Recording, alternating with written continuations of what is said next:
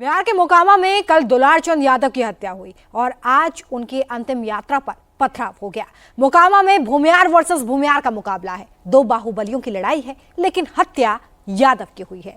दुलार चंद की हत्या से मोकामा में अब जातीय युद्ध शुरू हो गया है।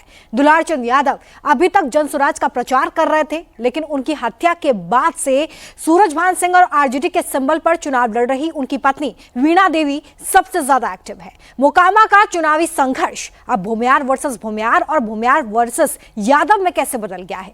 केस दर्ज होने के बाद अनंत सिंह पर क्या एक्शन लिया गया है, पूरी डिटेल इस रिपोर्ट में।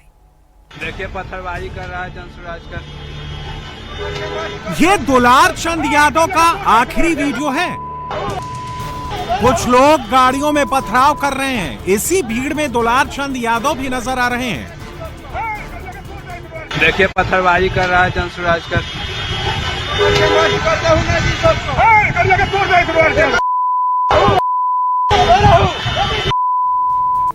इस वीडियो के ठीक बाद ही दुलार चंद यादव की हत्या कर दी गई। आरोप अनंत सिंह के समर्थकों पर लगा। पहले दुलार चंद पर हमला किया गया। अनंत सिंह के समर्थकों ने उनकी पिटाई की। जनसुराज पार्टी के प्रत्याशी पीयूष प्रियदर्शी ने हमले के वक्त सोशल मीडिया पर लाइव भी किया, लेकिन तब उन्हें ये नहीं पता था कि दुलार चंद यादव की हत्या हो चुकी है।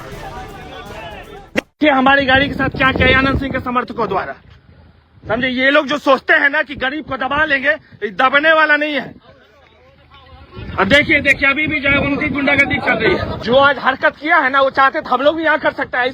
कोई कमजोर नहीं है, समझे। कमजोर नहीं है। दुलार चंद यादव को जो है, जो ये लोग मारा है ना, ये अब जो है हम लोग भूलने वाले नहीं। और ये टाल जो है ना, हम लोग का इलाका है, ठीक है। जो है ना, अभी हम लोग छोड़ रहे हैं। इस वाले ये नहीं की जाए गुंडागर्दी पे तुम लोग उतर जाओ। किसको मारा है? हमारे दुलार चंद चाचा को जो इन्होंने हाथ चलाया है, और इसका जवाब हम लोग बहुत जल्द ही देने वाले हैं। जनसुराज के समर्थकों को जैसे ही दुलार चंद यादव की हत्या की खबर मिली, बवाल शुरू हो गया। लोग आक्रोशित हो गए।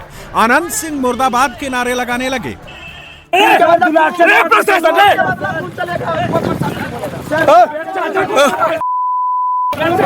जानबूझ के मारा है, नहीं बचेगा, ये बता देते हैं।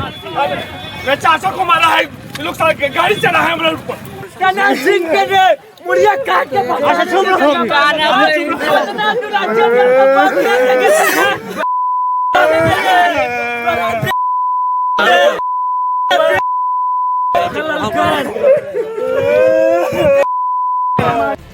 ये उसी जगह की तस्वीरें हैं जहां जनसुराज पार्टी और अनंत सिंह के समर्थकों के बीच भिड़ंत हुई थी। यहीं गाड़ियों में तोड़फोड़ की गई थी। अभी भी कई गाड़ियां मौके पर मौजूद हैं। गाड़ियों के शीशे टूटे हुए हैं। एक गाड़ी नहर में डूबी हुई है।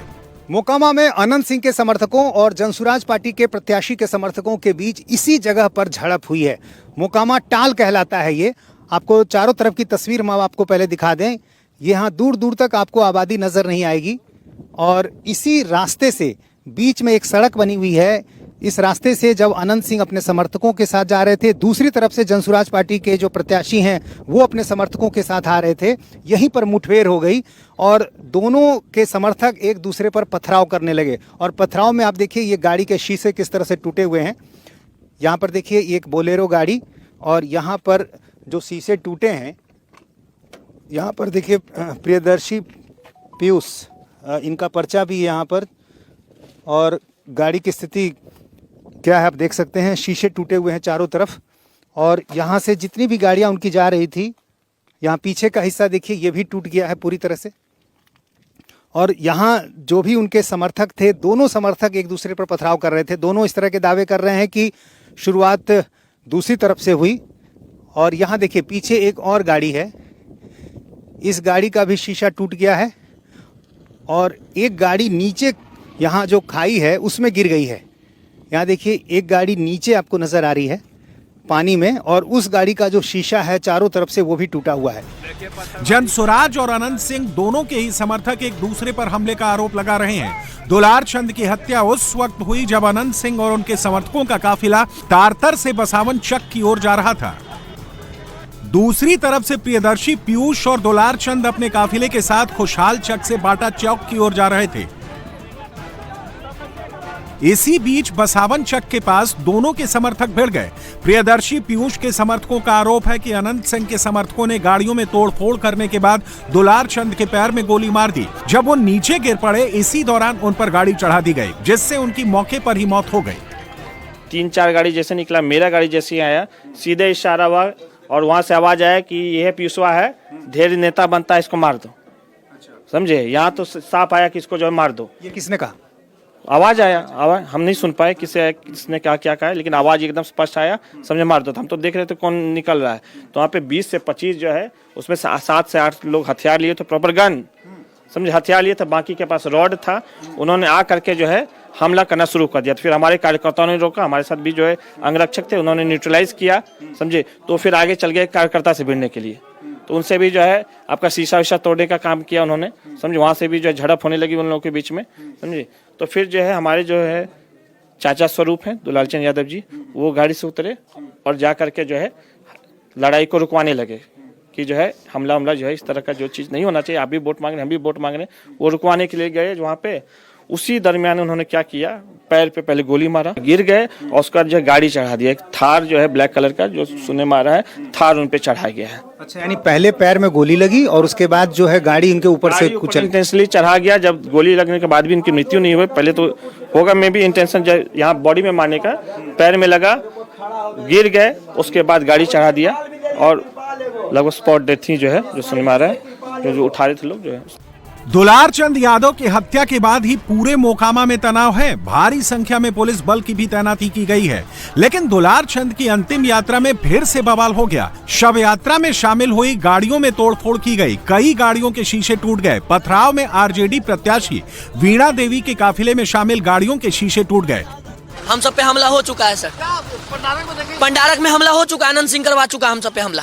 हम पहले ही बोले थे, प्रशासन हमको लिख के दिया तब हम आए हैं। अब प्रशासन हमको लिख के दिया है कि आप पे हमला नहीं होगी, हमला हम पे हो चुकी है। देखिए क्या चीज, पूरा गाड़ी का शीशा, ये देखिए ना, गाड़ी ऐसा 10 गो है सर। अचानक आनंद सिंह के द्वारा किया गया कि जल्दी उस सबको भीड़ खत्म करो। देखिए प्रशासन के द्वारा लिखित हमको दिया गया था और अब उसके बावजूद हम पर चली मामला। अब क्या करें हम प्रशासन पे, बोलिए क्या करे प्रशासन का। दुलार चंद की अंतिम यात्रा में वीणा देवी भी शामिल हुई। इस दौरान जमकर अनंत सिंह के खिलाफ नारेबाजी की गई। अनंत सिंह मुर्दाबाद, अनंत सिंह को फांसी दो, अनंत सिंह मुर्दाबाद, अनंत सिंह मुर्दाबाद, पुलिस प्रशासन हाय हाय। दुलार चंद की हत्या का आरोप अनंत सिंह के समर्थकों पर लग रहा है, लेकिन अनंत सिंह के लोगों का आरोप है कि हमले की शुरुआत प्रियदर्शी पीयूष के समर्थकों ने की। अनंत सिंह के काफिले में शामिल गाड़ियों पर पथराव किया गया, जिससे कई लोग चोटिल हो गए। गाड़ी बकने लगा, उसके बाद गिट्टी निकला, उसके बाद गिट्टी शीशा पर चला दिया, गाड़ी के शीशा पर। तो सब लोग बोलने लगा रहे कि गिट्टी चला रहा है। उसके बाद सबको गिट्टी से मारने लगा। वो पहले से गिट्टी और पैना रखा हुआ था गाड़ी पर, पहले से मीटिंग बनाकर वो सब आए। कौन लोग थे उसमें? क्या दुलार चंद यादव थे, उनके समर्थक थे? कौन? उनके सब लोग थे, उनके जो सब लोग थे, पीयूष जी का सब लोग थे, उन्हीं का सब लोग ताल का थे, सब यादव जी थे। और कौन कौन थे हम पहचानते हैं, सबको नहीं। फिर उसके बाद ये घटना कैसे हो गई जिसमें गोली चल गई और उनकी मौत हो गई? गोली उली नहीं चला है, गोली चले हम देखे ही नहीं, हम खुद वहाँ पर थे, कोई गोली नहीं चला है। नहीं उनको, हम जब लोग थे नहीं किसी को कुछ भी नहीं हुआ, नहीं उधर का लोग को। और देखिए मुझे हुआ और उधर का 2-4-5 लोग को घायल उधर का ही लोग किया है। गोली उली कुछ नहीं चला है। वो सब उनका मीटिंग, पहले से मीटिंग बनाकर थे वो कि ये सब मुझे करना है। मोकामा में इस बार 2 बाहुबलियों की टक्कर है। अनंत सिंह खुद चुनाव लड़ रहे हैं, तो सूरज भान की पत्नी वीणा देवी आरजेडी के सिंबल पर चुनाव लड़ रही हैं। दोनों ही भूमिहार हैं, दोनों ही बाहुबली हैं। तीसरे प्रत्याशी जनसुराज के पीयूष प्रियदर्शी हैं, जो धानुक समाज के हैं। लेकिन मोकामा में वर्चस्व की लड़ाई में यादव समाज के दुलार चंद की हत्या हुई है। दुलार चंद पर हत्या, रंगदारी, फिरौती के 2 दर्जन मामले दर्ज थे। टाल के इलाके में 80 के दशक में दुलार चंद का काफी दबदबा था। 1990 में दुलार चंद ने राजनीति में एंट्री ली, लोक दल से चुनाव लड़ा था, लेकिन अनंत के बड़े भाई दिलीप सिंह से मामूली अंतर से हार गए। इस चुनाव में दुलार चंद लगातार अनंत सिंह के ऊपर निजी हमले कर रहे थे।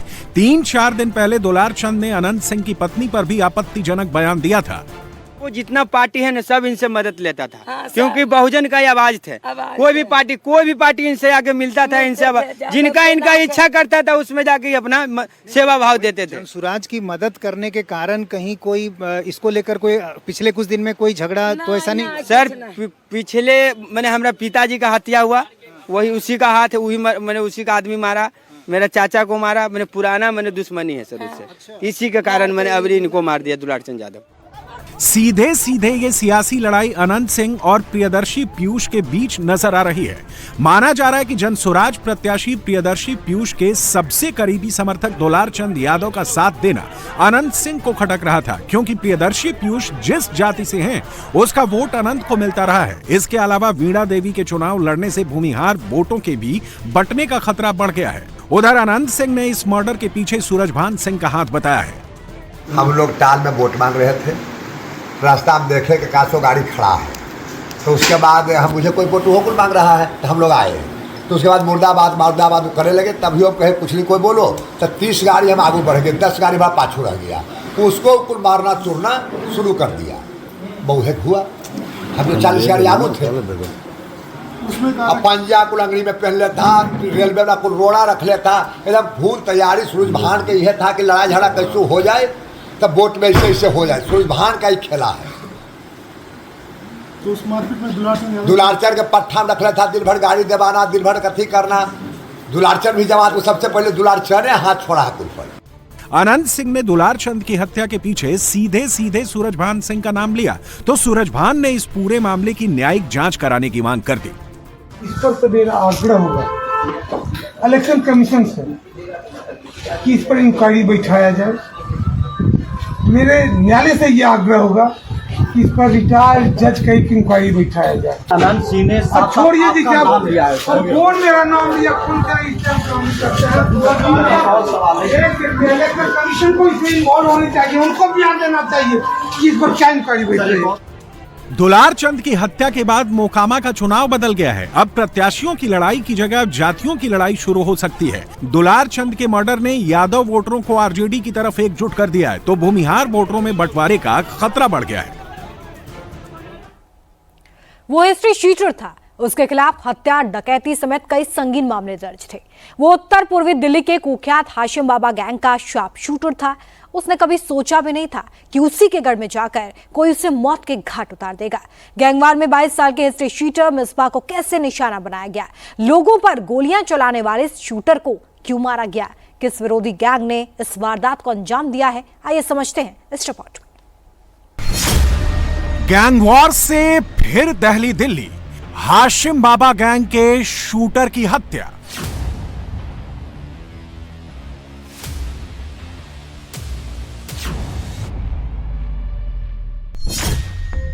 आधी रात को दिल्ली में धाए धाए मारा गया जेल से छूटा बदमाश।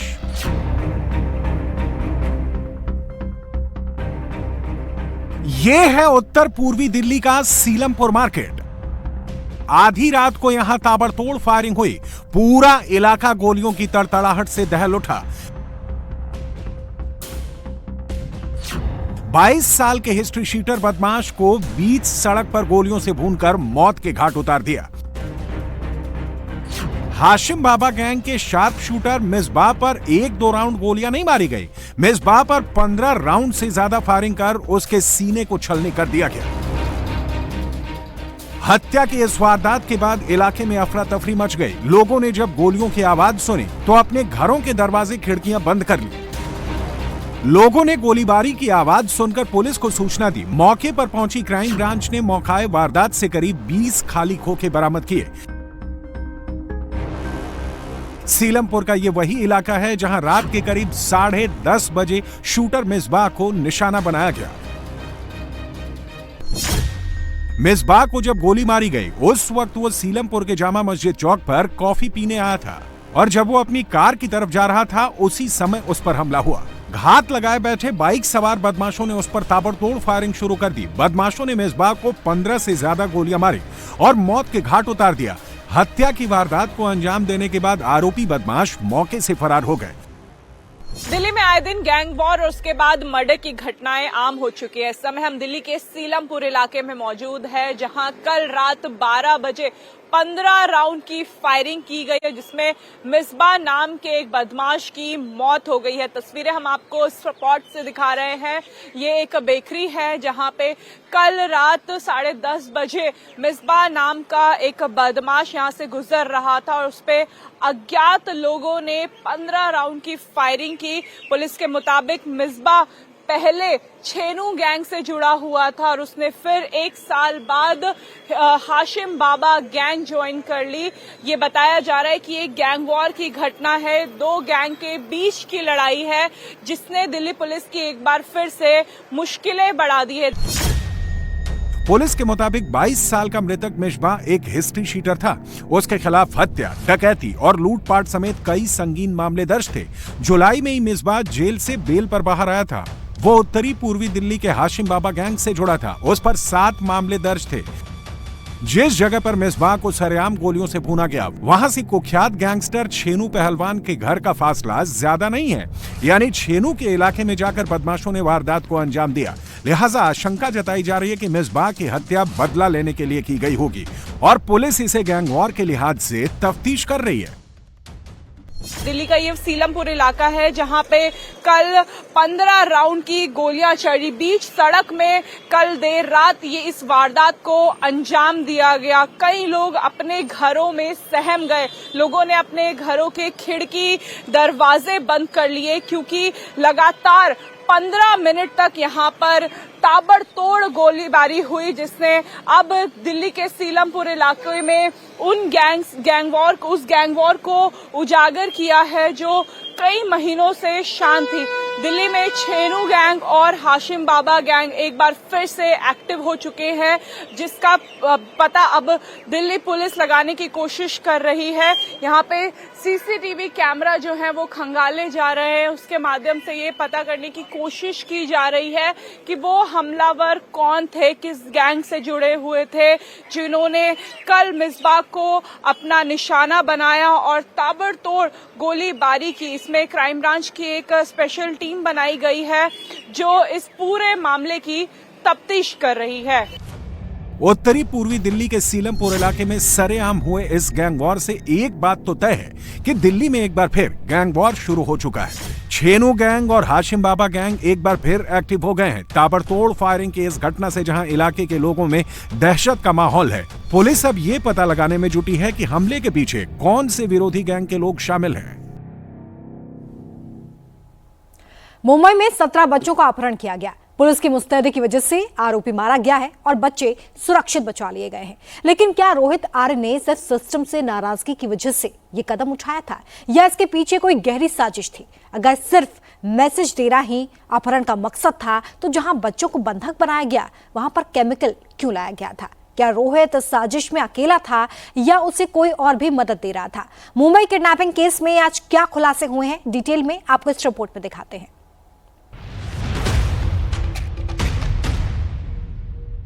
कोई ज्यादा डिमांड्स नहीं, बहुत सिंपल डिमांड्स।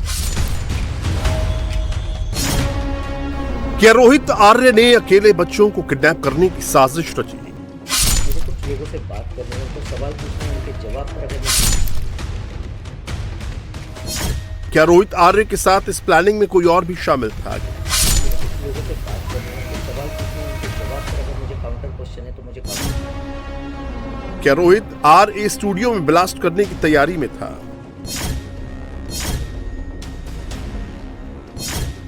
रोहित आर्य ने 17 बच्चों को बंधक बनाया था।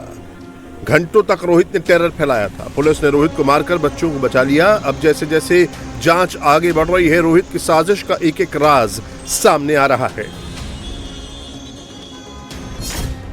रोहित ने जो किया वो अचानक नहीं हुआ। उसने इसके लिए लंबी तैयारी की थी। वो बच्चों को लंबे समय तक बंधक बनाकर रखना चाहता था।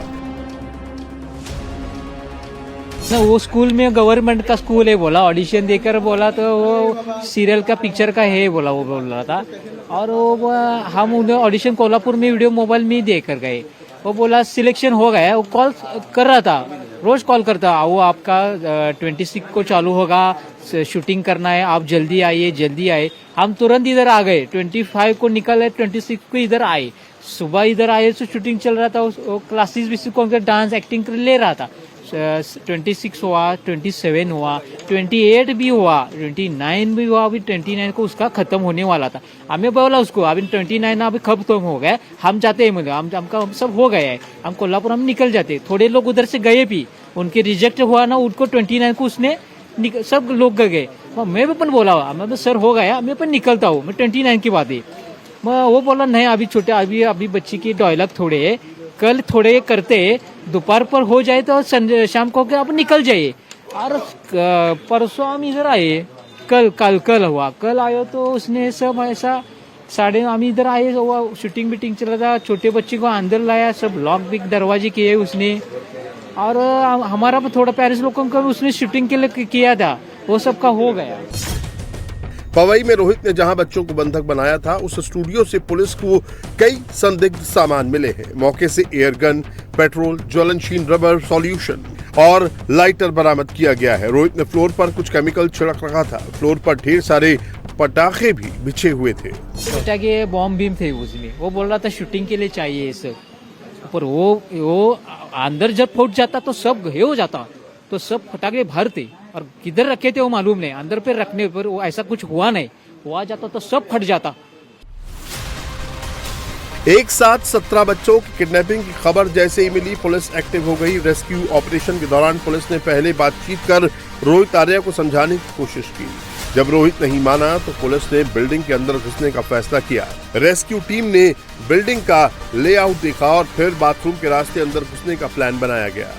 दमकल विभाग अपने साथ सीढ़ियां लाई थी। इसी सीढ़ी के जरिए एनकाउंटर करने वाले एपीआई अमूल और उनके साथी पहली मंजिल पर पहुंचे। फिर टीम बाथरूम के रास्ते स्टूडियो के अंदर दाखिल हुई और ऑपरेशन को अंजाम दिया गया। कहीं आस्था के नाम पर बेजुबानों से बेरहमी हो रही है, तो कहीं झूठी शान के लिए जानवरों पर जुल्म हो रहा है। कहीं तमाम कायदे कानून को ताक पर रखकर बीच हाईवे पर घुड़दौड़ हो रहा है, तो कहीं भैंसा बुकी दौड़ करने वाले लोग सड़कों पर उत्पात मचा रहे हैं। परंपरा और रफ्तार के रोमांच के नाम पर कैसे जानवरों से क्रूरता की जा रही है, इस रिपोर्ट में समझिए।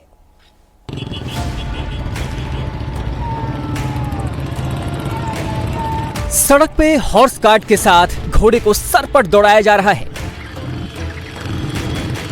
इसके पीछे एक दूसरा हॉर्स कार्ट है, वो भी सड़क पर तेज दौड़ रहा है। दोनों हॉर्स कार्ट के बीच फासले बहुत कम है। दोनों कार्ट पर एक एक लोग सवार हैं, जो घोड़े को जितना तेजी से हो सके हाँक रहा है। बीच सड़क पर कार्ट के साथ ये बेजुबान घोड़े दौड़े जा रहे हैं और सड़क के दोनों ओर बाइक की तेज आवाज आ रही है। दोनों ही दलों के सपोर्टर बाइक लेकर तेज रफ्तार से हॉर्स कार्ट के पीछे पीछे जा रहे हैं।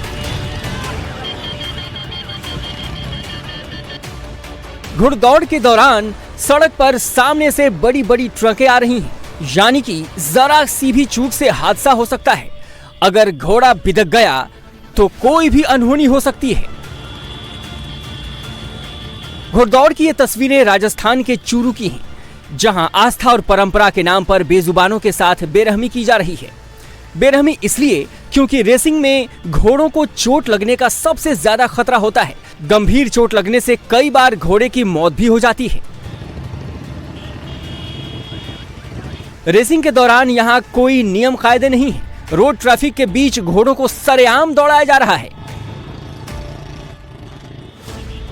रेसिंग में बेहतर प्रदर्शन के लिए घोड़े पर चाबुक से प्रहार किया जाता है।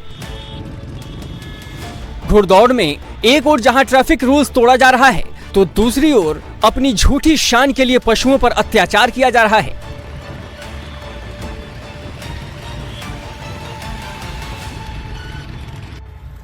एक ओर राजस्थान के चूरू में घुड़दौड़ हो रहा है, तो दूसरी ओर यूपी के हापुड़ में भैंसा बुग्गी दौड़ रहा है। यहाँ भी बेजुबान पशुओं से बेरहमी की जा रही है। फर्क बस इतना है कि आस्था और परंपरा के नाम पर चूरू में घोड़े को दौड़ाया जा रहा है, तो हापुड़ में भैंसों से बेरहमी की जा रही है। ये हापुड़ का गढ़ मुक्तेश्वर इलाका है, जहां कार्तिक पूर्णिमा मेले को लेकर श्रद्धालुओं के आने का सिलसिला जारी है, तो दूसरी ओर लोग यहां भैंसा बुग्गी दौड़ करते हुए हाईवे पर जमकर उत्पात मचा रहे हैं। दौड़ में बेहतर प्रदर्शन के लिए पशुओं से बेरहमी की जा रही है। भैंसों को तेज दौड़ाने के लिए कील वाले डंडे चुभाए जाते हैं ताकि दर्द से वो ज्यादा तेज भागें। यहाँ भी भैंसा बुग्गी दौड़ के साथ झूठी शान दिखाने के लिए बड़ी तादाद में लोग बाइक और बोलेरो लेकर चल रहे हैं।